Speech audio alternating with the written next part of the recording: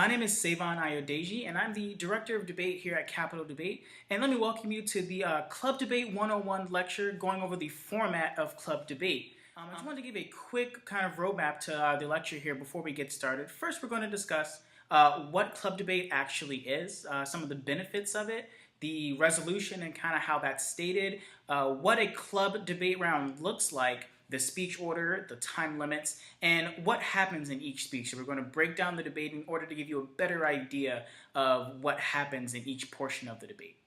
So starting with what is club debate? Well, club debate is a two-person form of debate where a team of two will debate another team of two.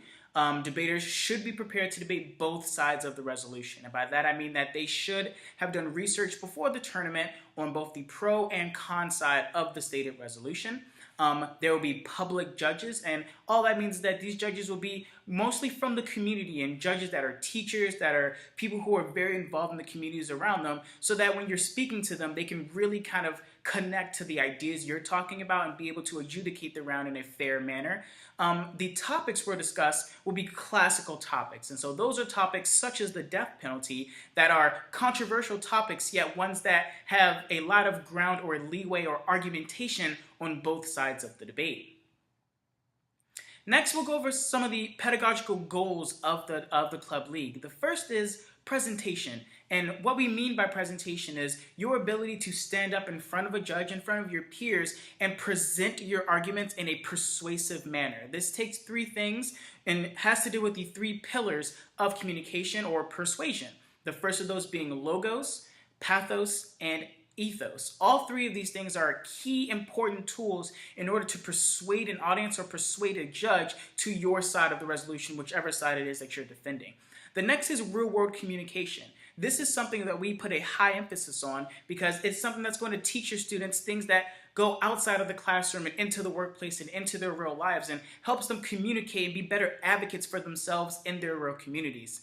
The next thing it teaches is quick and critical thinking. Our form of debate focuses on a style that has your student have to draw from an immense amount of research and knowledge that they've done in a very, very quick manner in order to use that in their debates, where they won't necessarily be speaking off of a computer or off of a pre-written speech. And a lot of those things they'll have to reference on their own from their own research quickly and on their feet. Next is research habits. Now, this is something that's very important with any form of debate, is learning how to do an adequate amount of research so that you can be fully informed on the topic. This is something that really stretches out into the college life for students and into the real world for students, where research assignments in college are incredibly important, but also the research you'll have to do in the real world to be, an informed citizen about the election, to be an informed citizen about things going on in your communities. So these are skills that are definitely going to take your student very, very far and help them be better members of our society. Next is writing. We will have writing cases and things like that that help students really move throughout the curriculum process and really learn how to write an adequate brief or write a case in a way that is persuasive to a large amount of people and can adapt to many different ideologies and judge types. Which leads me to the last part, which is adaptation.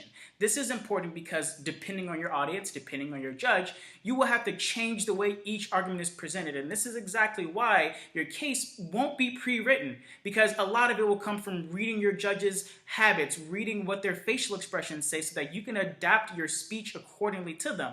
If you have a pre-written speech, you can't necessarily do that in the given debate round. So adaptation is also a key skill that each student is going to learn in this form of debate.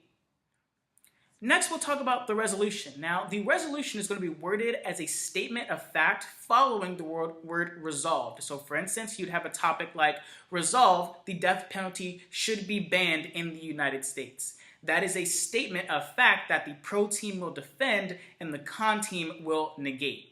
Now, each tournament will have a debate topic that is different from the last. And so while this coming tournament might be on one topic, let's say the death penalty, the tournament after that would probably be on a separate topic. And the reason we do this is to give you, the student, and your parents really access to different forms of arguments and make you more knowledgeable citizens about the world around you. Discussing the classical topics like the death penalty, like environmental change and things of that nature really creates the most well-rounded curriculum and knowledge for your student. Now, what does a club round look like? Well, a club round will last about 30 to 40 minutes, give or take. And as I said, it is a two-person versus two-person debate with one judge in the room. Now, there should be and can be an audience that participates as well by just sitting and watching quietly. Each debate has 8 speeches, 4 crossfires, and 3 minutes of prep time per side that can be used at any point based on the debater's preference. And each debater on each team will have a chance to speak 2 times in the debate. Next is the pairing. Prior to each round, the teams will receive a pairing that shows which teams are debating, who's debating against who, and which side of the resolution they will be defending. This is important because this tells you the time that the debate's going to happen, exactly which room the debate's going to happen. So please, at tournaments, look out for the pairing because this is going to tell you everything you need to know about where you need to be and what side of the debate you're on, so what side you should prepare to debate, and things of that nature. Next are the speech order and times. The first speech of the debate is done by the pro. The pro will speak first in every single debate as the affirmation of the resolution, and this is called the pro presentation. After the pro presentation, there's the first crossfire. The first crossfire will last 3 minutes and will be conducted by the con refutation speaker. The con refutation speaker will stand up alongside the pro presentation speaker that just spoke and question them for 3 minutes on what arguments they just said, maybe get some clarification questions, and also maybe even set up arguments that they're going to use in their refutation. After this crossfire period, we then have the con presentation speech that is a 4-minute long speech. After the con presentation speech, we have the second crossfire, which is conducted by the pro presentation speaker. So the pro speaker that just spoke will then stand up and question the con presentation speaker. After this, we have our con refutation. Now, you might have noticed that the con presentation is right before the con refutation. And the reason we have them debating, right after each other is to give the con a chance to respond to the pro team before the pro team speaks again. And this is referred to as the con block. Now, after the con refutation, which again is a 4-minute speech, we have the third crossfire that is conducted by the con refutation speaker and the pro refutation speaker. And this is also another 3-minute crossfire where the pro refutation speaker gets an opportunity to ask both clarification and argumentation questions to the opposing team. After this, we have the pro refutation speech, and this is when the pro gets the opportunity to respond to the con's presentation speech and the arguments that the con has set forth. After which, we have the fourth crossfire, which will be conducted by the con presentation speaker towards the pro refutation speaker. And this is where the con team gets to talk about some of the answers that the pro team has now made against their case before they get up and defend them. Now, that is the last crossfire of the debate. And after that, we move into our pro defensive speeches. And you'll notice that, again, we have 2 back-to-back speeches by the same side, the pro refutation and the pro defense. This is referred to as the pro block, where they get a block of time to respond to the opposing team. And in this defensive speech, the con and the pro will both have 3 minutes each to respond to the other team's attacks on their case. After that, we have the con defensive speech, which again, they will use that time, 3 minutes, to respond to the opposing team's refutations. After this, we have the pro closing speech. And in the closing speeches, this will be your opportunity to really wrap up the debate in a very nice and presentable and persuasive way to the judge in order to prove why you have won the debate. These speeches are 2 minutes long. The pro has their closing at 2 minutes, after which the con has their closing at 2 minutes. And keep in mind that they have 3 minutes throughout this entire time to use at their discretion. So now let's kind of dive into the specific speeches and the details of those speeches. So first we have our presentation speeches. This is both given by the pro and the con. Again, these are 4-minute long speeches, in which case you will present your case extemporaneously. And what I mean by that is you'll have index cards to reference, but there will not be a pre-written out speech that you will then give to the judge. The speech will mostly be off of the knowledge that you have done and your references on your index cards. And this speech specifically should be practiced multiple times so that you are able to really draw the knowledge very quickly you need in order to give that speech on the fly in front of the judge. Next, we have our crossfires. Now, crossfires are 3 minutes long each. Both debaters who just spoke should stand up and speak to both the opponent and the judge. While you should look at the judge while you're asking your questions and talking, you should also look at your opponent as well to have a conversation with them. The previous speaker must be questioned by the opposing team. This is not a question period of back and forth, but it's a cross-examination period where one team is asking questions to the opposing team. Next, we have the refutation period, and the refutation period is going to be a 4-minute long speech. And in this speech, you will attack your opponent's arguments and use your points from your case as well as outside points that you may have done in your research to really weaken your opponent's argumentation.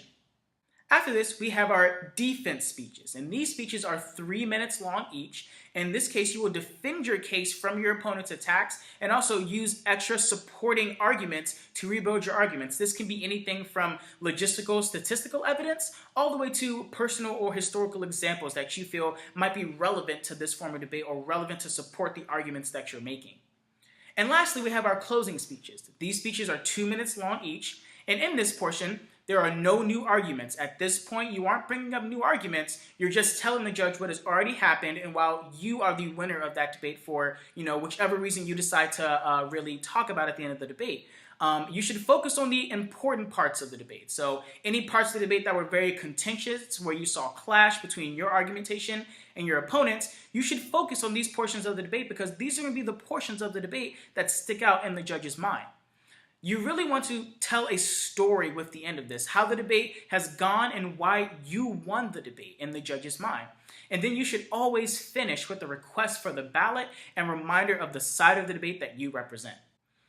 Now, moving away from the speeches, moving into the prep time of the debate, again, you have 3 minutes per round total per team, which means that the pro has 3 minutes of prep time and the con also has 3 minutes of prep time that they can use sparingly. You should time your own prep and announce how much you've used. You should always use a timer that counts down so that you always have a good reminder of how much time you have left. You generally don't want to use time before any of the constructive speeches or any of the crossfires. You would want to save that time mostly for the closing and for the defensive speeches and even for the rebuttal speeches so that you can have adequate time to prepare yourself to answer the opponent's arguments. During this time, you may talk quietly to your partner and work together on your arguments. If there's something you need to say to your partner before they get up and speak, now would be the perfect time to say it. And you should always allocate your prep time wisely. Don't try to use all of your prep time for the refutation speeches because when you get to the defense and to the closing, you won't have any time to really prepare those speeches when you really need it. So allocate that time wisely. Maybe even use increments of time before each speech. Lastly is debate round etiquette. Something we definitely want to keep in mind here is that this is a communication activity or a communicative event. And you really want to try to create friends here, really, because a lot of these people are going to be your friends, are going to be your teammates. And so you really want to have the best relationship with them possible. So you shouldn't be rude. You shouldn't be overly aggressive. You should always be trying to be kind and also try to really foster the best debate possible. Being rude or over talking your opponent doesn't necessarily bring any clarity to your side of the debate or their side and really just flusters the judge. So you want to keep in mind that you want to keep things calm, you want to keep things collective for yourself. You should try your best to be silent during your opponent's prep time. If there is something you need to say to your partner while your opponents are prepping, that is perfectly fine, but you want to say it in a way that does not disrupt your opponents from the prep time that they're using. You should also make sure to ask if everyone is ready before you start your speech. So when you stand up and you get behind the podium, just ask, is there anyone who isn't ready? Or you can ask, is everyone ready? That way, everyone in the room knows that you are about to speak and everyone in the room is ready to listen to you and you can begin your speech. After the round, you should make sure to shake hands with your opponents and also shake hands with the judge and thank him or her for judging the event. And judges will always give some feedback. And during this period of time, you should have a notebook out or at least notes on your computer that you can sit down and take notes on what the judge says you should work on. Because these are things that you can work on in between the debates to constantly progress even while you're at a tournament. Finally, you will win, you will lose debates. It's not up to you, it's mostly up to the judge. And that's something you will have to accept. Debate is an activity where it's not possible to master it, but it is always possible to keep progressing, and it is always possible to learn something new. And it's because of this that you will learn through losses and you will learn through victories. You should expect both. So I want to thank all of you for attending our Club Debate 101, where we discuss the format of club debate and what to expect at a tournament.